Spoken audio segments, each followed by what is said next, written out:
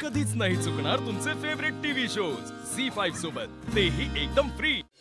ही आजपासून मी किर्लोस्कर कंपनी मधलं माझं ब्रँड अँबॅसिडरचं पद कायमची सोडते।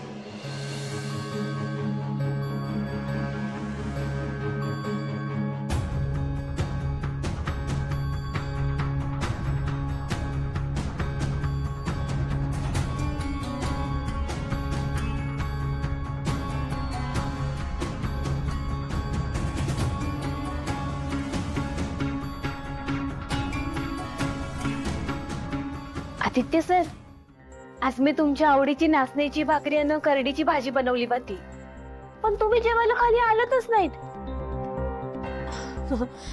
मी बी कसली येंदळी हाय, माझ्या ध्यानातच नाही राहिलं बघा।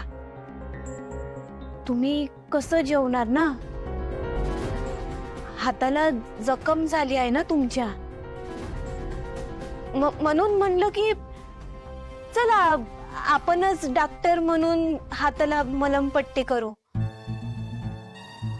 बरं चला आता पटदिशी हात पुढे करा। पर तू जाईत ना, मला तुझ्याशी बोलायचं नाही। हे बघा आदित्य सर, मला बी तुमच्याशी बोलायची काय हौस नाही। मला एवढी मलमपट्टी करू द्या, मग जाते माझी। यार जाय तू। पर मला ना तुझं तोंडही बघायची इच्छा नाहीये, प्लीज जाय तू। आदित्य सर, तुम्ही शांत व्हा आधी। तुम्हाला माझ्याशी बोलायचं नसेल ना तर नका बोलू, तुम्ही हरकत नाही। पण तुमच्या हाताला लागलं आहे, मला पट्टी करू द्या ना प्लीज। तुला हे ब्रँड अँबॅसिडर पद नको होतं ना, सोडलंस ना ते तू पद, चालीस ना तू जबाबदारीतून मोकळी। मग जा आता, तुला जे मनाला आवडेल ना ते तू कर।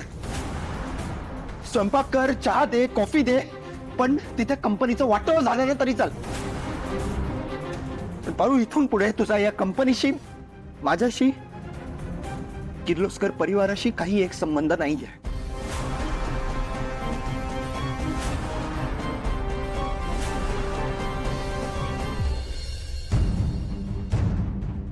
मी म्हणतच नाहीये तू चुकीचा निर्णय घेतलायस, मला फक्त असं वाटतं की हा निर्णय प्रॅक्टिकली विचार न करता इमोशनली घेतलेला आहे।